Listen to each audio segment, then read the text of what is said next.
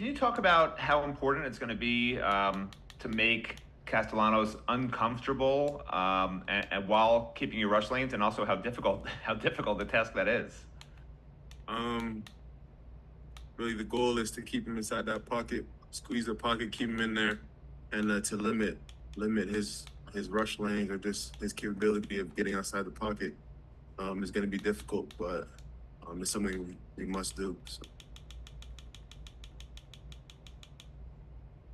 Next, we'll go to Adam Lichtenstein. Adam, go ahead. Hey, Akheem, how are you? Good. How are you? Doing well. So, just heading up to Tallahassee. This is the last time you're going to be playing up there. Just what are you looking forward to the most about, this game? And what have you learned about this rivalry, basically, since you got to UM a few years ago? Oh, well, the rivalry speaks for itself. And I'm just excited to go out there and play another opponent, really. The rivalry is, everybody knows about it. It is what it is. But I'm just focused on going up there and going 1-0 every week. Next, we'll go to Jordan McPherson. Jordan, go ahead. Hey, Akheem, you touched on just how difficult it's going to be to contain Castellanos, but you have to. The fact that you guys have played a couple dual threat quarterbacks in your past two games against USF and Florida, how much does that help knowing that you guys can do it and you guys have done it as you go into the facing them this weekend? So the guys that we played so far, it's really, it shows the outside world that we can contain the quarterback, but in practice, we got receivers playing quarterback and running around. So we're prepared for it. We practice against it every week up to so far, because every single quarterback besides Notre Dame quarterback has been a running quarterback. So we got receivers playing quarterbacks during practice, running around. So we've been preparing for it. Which receivers? We got Luna. One of the twins. He can run. Let's go to Daryl Streeter. Daryl. Mesidor, what's going on? You and Bain, I think, top 4 in tackles on the team. I think you lead the team in sacks. Bain once led the team in interceptions. You guys have y'all thought about a nickname or something coming up with you guys that's better than dynamic duo? Like, y'all thought about a nickname? I've talked to him about coming up with a handshake or something like that. I don't know. The conversation only came up once. The conversation between me and Ruben on the field is mainly trash talking between each other, to try to get each other better. But we haven't tried it. We haven't come up with anything yet. We might, Okay, all right. We'll be looking forward to it. I think y'all deserve one. Yeah. And let's go back to Matt Shadell. Matt, go ahead. Yeah, I just want to clarify a couple of things. You're trash talking with Ruben about what? Like who's going to have more sacks or tackles for loss, or what do you mean by that? Race me to the quarterback, and then just about play, tackles, shedding off blocks, just, friendly trash talking. Yeah, I do that with my children. Okay, and then when you mentioned, you guys are using a receiver at quarterback, you've been at Miami a little while. Is this something new, or is this something you guys have always sort of done in practices to prepare for a running quarterback? It's things we've done before. Last year we were down in numbers, so we used Luna as our quarterback. I don't think it was intentional that because he was a runner. I think we just were down in numbers. But this year, for the two, for Florida and USF, we used him a lot because obviously he was a great athlete. But this year we've done it purposely, but we have done it in the past though. Can you talk a little bit about the challenge you see off film of facing this Florida State offense and all the stuff they do? It seems like it's sort of designed to really mess with the middle linebacker. I mean, do you agree with that? And how important is your eye discipline going to be if that is the case? I feel like they got a great squad over there. Really good players. I think it just comes down to just having your eyes in the right place. And just doing your job, doing your one-on-one. I think everyone do their job will be just fine. Next, let's go to Adam Lichtenstein. Adam, go ahead. Hey, Wes, how's it going? How's it going? Pretty good. So this will be your second time playing up at Doak. How exciting is it to play in front of, a raucous rival crowd. Like, how fun is that? And then just what is this rivalry as a Florida guy? What does this rivalry mean to you? Man, I mean, it's always exciting, man. The environment is definitely crazy, and man, I'm just glad I got another opportunity to go out there and play the game I love, man. And just growing up a Miami kid, I've been seeing the rivalry games, and like I said, just a blessing to be part of it, and just gotta maximize your opportunity. Have you told any of the younger guys, like, hey, this is what it's going to be like when we get up there? It's going to be crazy. It's going to be loud. I already started telling some of them, what the environment's like when you riding on the bus, when you just ride around the campus on the way to the game. I already told them, so. Next, we'll go to Jordan McPherson. Jordan, go ahead. Yeah, hey Wesley. I was curious your thoughts on their quarterback Castellanos, another dual threat guy. You guys have faced a couple dual threat quarterbacks in the last few games. Just what stands out about him, and how much does it help that you guys have faced a similar type of quarterback in terms of guys who can be mobile? How much does that help with the game plan? Like I said before, he's a great player, very athletic quarterback that can run.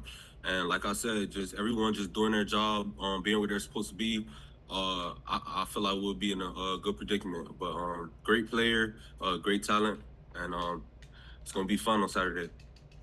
And then wanted to ask you just about you and Motori. Just how do you feel like your guys' rapport is built now that you guys have 4 games together? Obviously, you've had fall camp as well, but just now that you guys have 4-game sample size of playing in a game together, how do you feel like you two are bouncing off each other? Most definitely.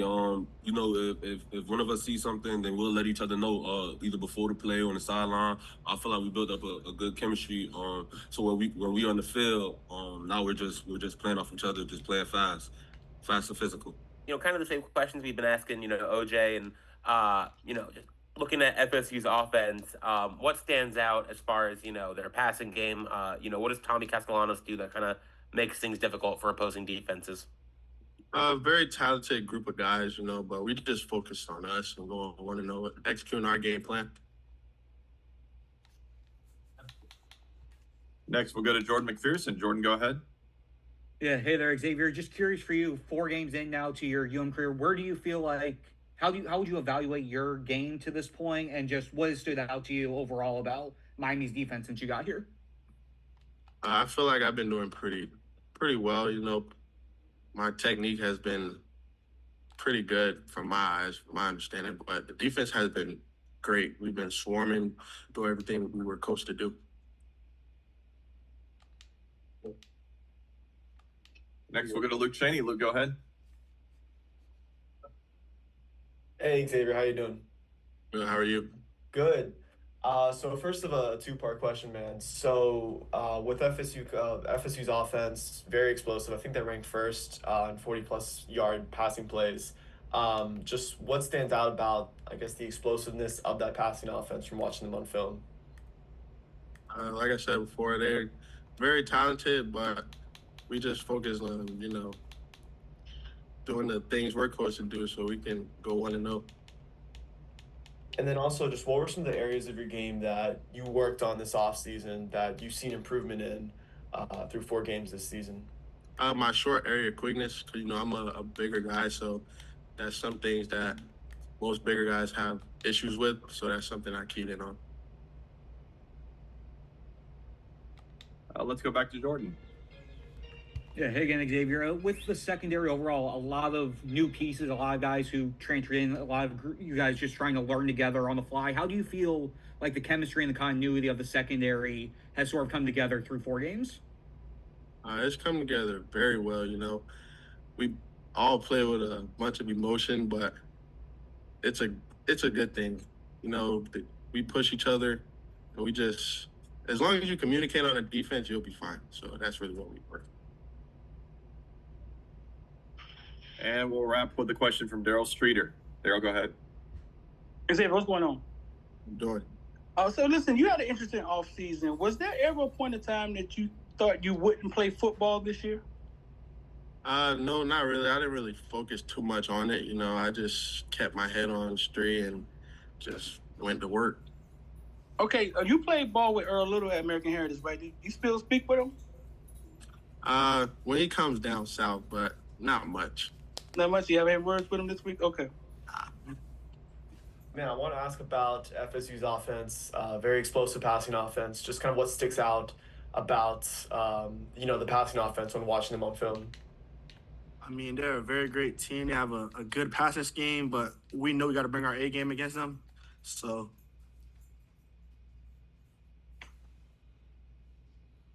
Next, we'll go to Adam Lichtenstein. Adam, go ahead. Hey OJ, how are you? good. How are you? Doing well. So this will be your first time heading up to Tallahassee to play against FSU. Just how excited are you to play in that environment? And then having grown up in South Florida, just what does the rivalry between Miami and FSU mean to you guys? The atmosphere is going to be great. It's going to be a lot of fans and a lot of people, a lot of stuff going on. But we're going there focused and trying to be 1-0. That's the main thing. And it may be a bit of a small sample size, but I was looking at some stats, and it looks like you guys have had some small issues so far. With maybe deep passes. How much have you guys been working on that, and has that been a focus for you guys lately? I mean, we're just worried about getting better every week. I mean, with everything we got to fix, we're going to fix it in between practices. But we're just staying focused and doing what we have to do.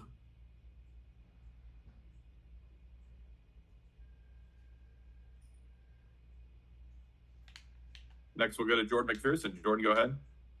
Yeah, hey there, OJ. Just for you, 4 games into your sophomore years, how would you evaluate your individual play? Where do you feel like things have gone well for you, and where do you feel like you still have some steps you want to take?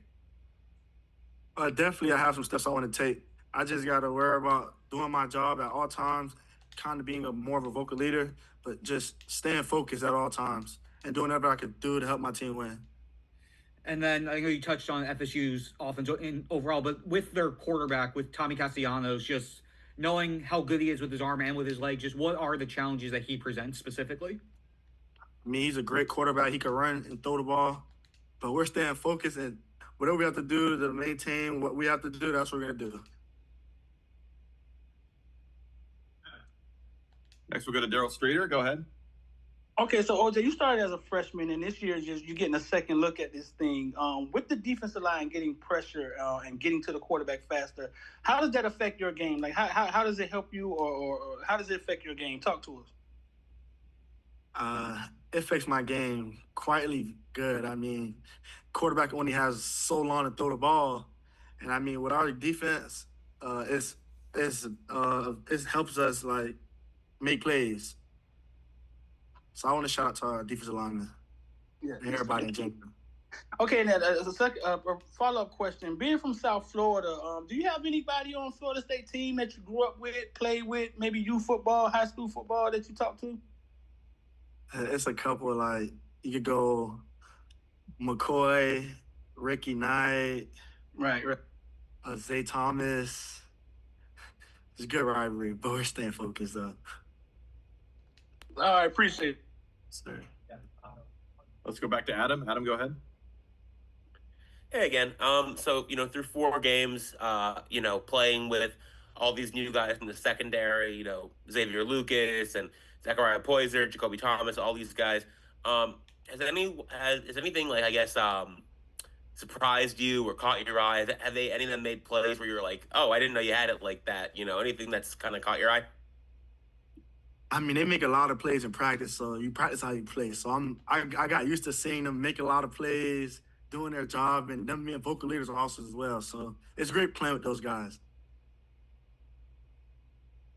And we'll wrap up by going back to Luke. Luke, go ahead. Hey again, OJ. I'm curious, man. Are there any specific areas of your game that you worked on during the offseason that you've seen improvements in through the first 4 games of the season? Being more of a vocal leader.